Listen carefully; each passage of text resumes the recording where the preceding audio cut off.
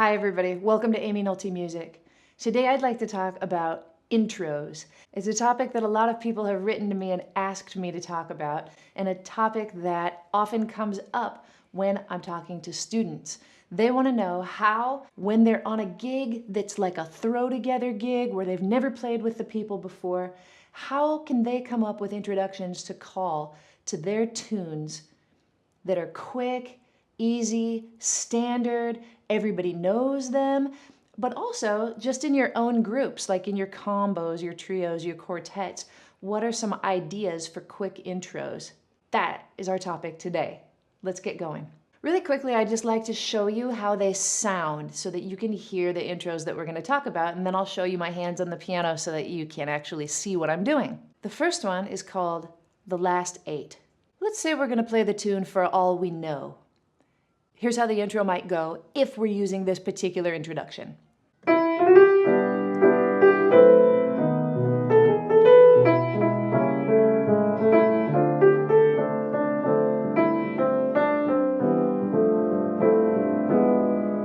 For all we know. There's that. Let's take the same tune and use the second intro type that I'm going to teach today that's just called 1-6-2-5. That would sound like this.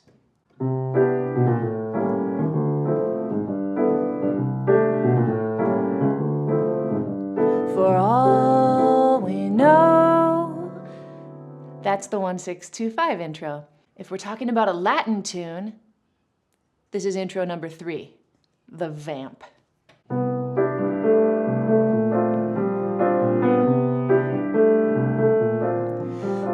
all we know.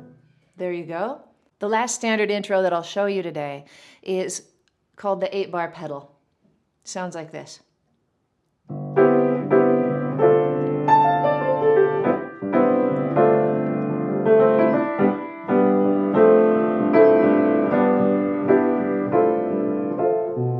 For all we know.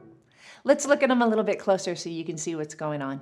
All right, let's go back to the first intro. That's called The Last 8. Now the reason that I call it The Last 8 is because all you have to do, and you can do this on a bossa nova or a samba too, or a funk tune. It's a good intro for really anything. You could do it for a hymn if you wanted to. You take the last 8 bars of the form of the tune. So let's look at the form of For All We Know. I'm playing in the key of C today to keep things easy.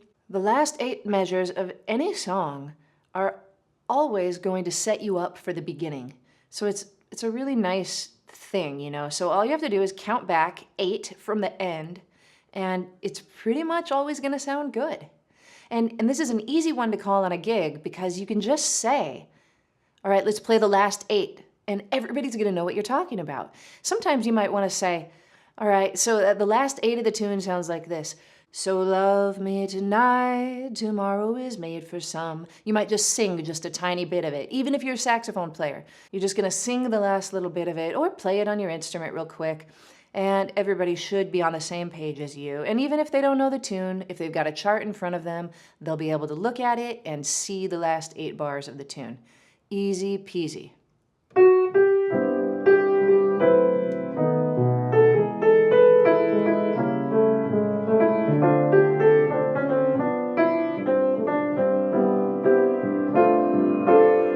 At the end is instead of doing the 1-6-2-5 that's written, I could have done the 1-6-2-5 or the C, A7, D minor, G7, or sometimes it's a C, A minor, D minor, G7. But sometimes if you just play the pedal yourself as the piano player or the guitar player, I learned this trick from Oscar Peterson. It really sets you up for the beginning. Listen to the difference.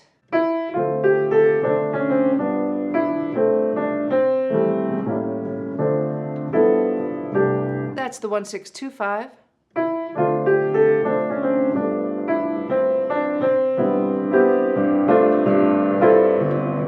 And there's the top. That's with the pedal. So all you have to do on the pedal is when you get to the 1-6-2-5, you just hit the 5th of your tonic, so that's a G in this case. You can play some kind of a C major chord. You could Or you can invert it however you want to, but do 2 inversions of it. And then you're gonna keep your G on the bottom, do a D minor chord in whatever inversion you want. Sometimes I say you should always keep the 3rd or the 7 on the bottom of all of your chords. In this kind of an instance, though, you're building, so it's okay if you even start with the 5th on the bottom.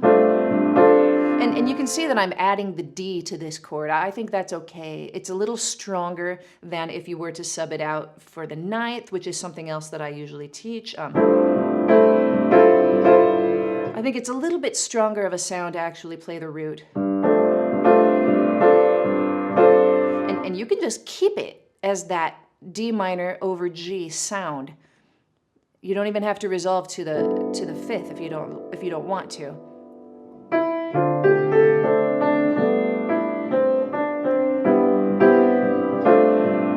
Back to the C major. And then you're there at the top of the tune.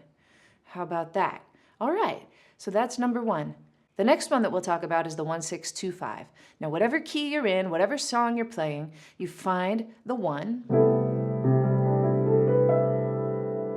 Then you find the 6. You can find the 6 by going Do, Re, Mi, Fa, Sol, La. There's your 6. And you've got a choice here. You can either make your 6 minor or dominant. Your 2 chord, Do, Re, is there, and it's a minor chord. And your 5 chord is dominant, and it's on So, right? So you've got 1, 6 if it's minor, 2, and 5, 7. Now, if you decide to make your 6 chord dominant, which is actually probably preferred and more common, then it sounds like this. This is an altered chord. This would be if it wasn't altered. Sometimes I do like to put that sharp 5 and flat 9 on my dominant 6 chord, however, because it leads you nicely into the 2 chord.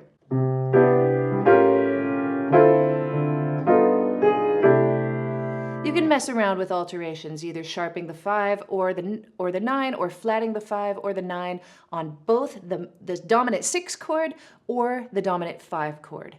Just whatever you want, and you do that a couple of times. You could do it 4 times if you wanted, that whole thing, just to get yourself ready.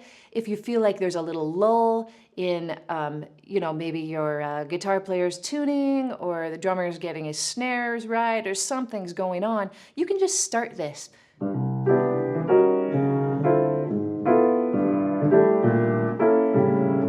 You can also, what I just did there was to substitute the 3 chord for the 1 chord. So the first time I did the 1 chord. But here, I go to the 3 minor. You could also do 3 half diminished. I'm playing some kind of crazy alterations here. So forgive me for that. I'll do one that's very simple. 3s and 7s.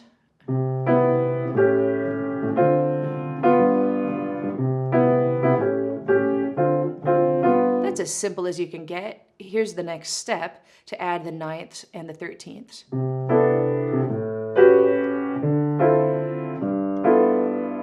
In the other inversion.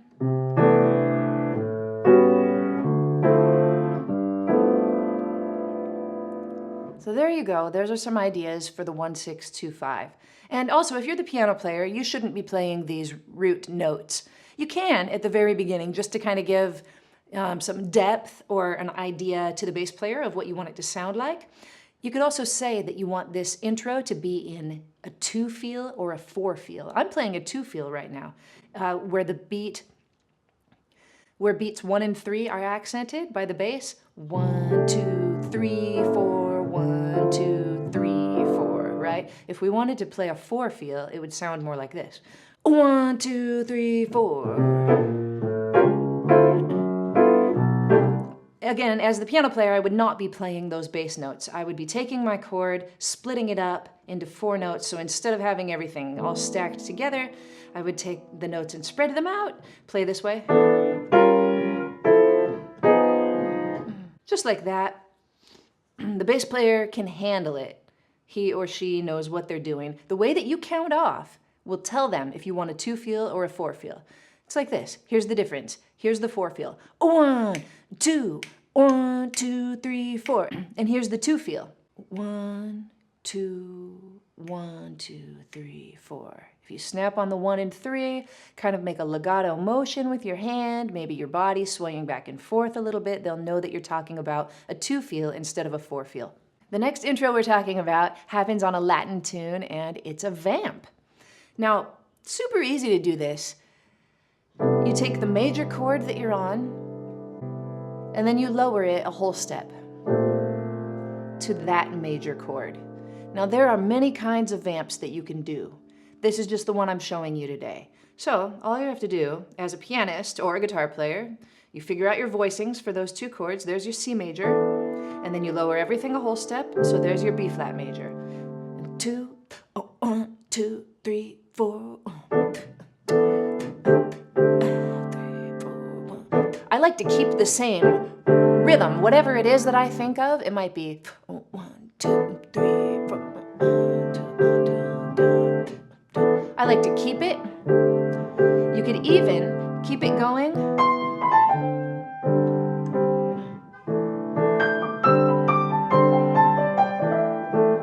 You can even keep it going and improvise with your right hand.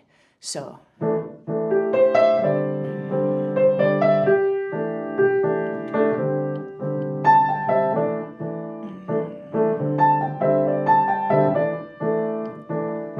You just make up some nice little melody that sounds good, and then you can come in. For all we know. Just like that. Now, if you're playing the bass notes, it sounds like this. 1, 2, 3, 4.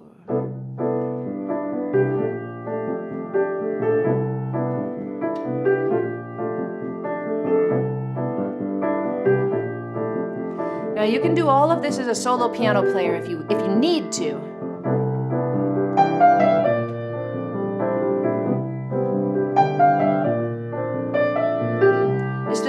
It's just a little harder. But there you go, that's your moving from the major 1 to the major flat 7. The last intro we're talking about today is the pedal. You can say to your band, we're just gonna do a pedal to open up. And then all you have to do is start it.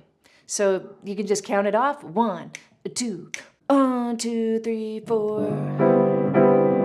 And it's okay as a piano player to play this low G, because it needs to be reinforced at the beginning of the tune like this. You can improvise. And however you choose to voice it, just make sure that both chords are close to each other. C major, D minor. And you've got a G on the bottom for the whole thing. And you can keep this up as long as you want as well. It could be a 4-bar intro, an 8-bar intro, a 16-bar intro. You could say, let's do a pedal for the beginning of the tune and have your trombone player improvise over it. That's absolutely fine. Anybody can improvise over it, just as long as you know how long the intro is going to be. You can't just say, all right, we're going to do a pedal and just, Steve, you improvise until you don't feel like it anymore, because that's no good. Nobody's going to know when to come in, and the drummer's not going to know how to set it up for the beginning of the tune. Nobody's going to know, so that would be a disaster. Well, maybe not a disaster, but it wouldn't be clean. So make sure you say how many bars you want that intro to be. So let's say 8 bars. 2, 1, 2, 3, 4. Oh, a nice thing you can do is you can set it up like this, either you or the bass player. 1, 2, 1, 2, 3, 4, 1, 2, 3, 4.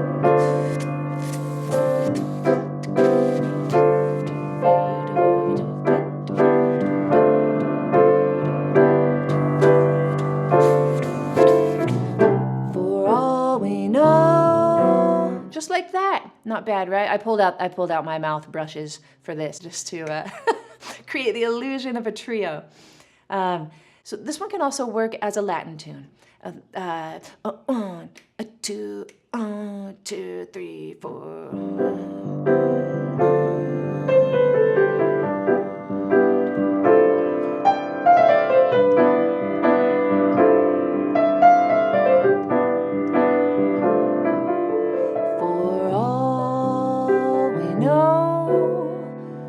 Even as a samba, it can work, and you can use this little nice pattern with your right hand, or if you're playing solo piano, you can use this with your right hand.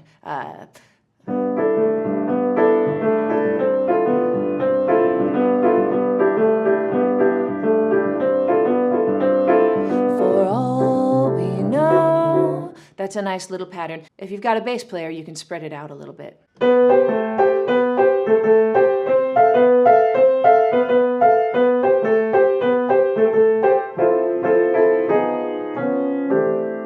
Something along those lines is very appropriate. You could do it with one hand. In fact, if you wanted to play For All We Know, and all you said was, let's play For All We Know in C, and let's do it like this. Sometimes I'll give a little tap, and then the band might come in right there.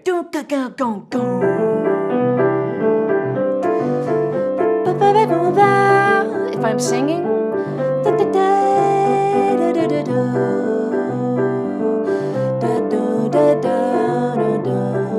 and it feels good, if I'm singing and it feels good, I might keep going like that for a little bit. And then I'll give the band a little nod right here as we come around. Ba, ba, ba, ba, ba, ba. I might give that little rhythm, or I might just do a little conducting with my head so that my head kind of goes like this. You can imagine what that might look like. And then everybody will come in. For all we know. And there you go. So to recap this last intro, you've got the pedal going on, and you're playing a C major chord and then a D minor chord. And that's all you have to do. Now, the only thing I didn't cover here today is actually my favorite way to write an introduction, and that's to use the old noggin to be super creative and come up with something that people might not expect, or something beautiful that comes from inside of you. That's something we can talk about on another day, but for today, for your throw together situations, these are 4 intros that I hope will help you a lot. Thanks so much for watching Aimee Nolte Music. Please don't forget to subscribe. Subscribing to me means nothing more than pressing the red button that's below every single one of my videos. All you have to do is click on it and then you're subscribed. It doesn't cost you anything. Simple as that. Thank you so much. I'll see you next time.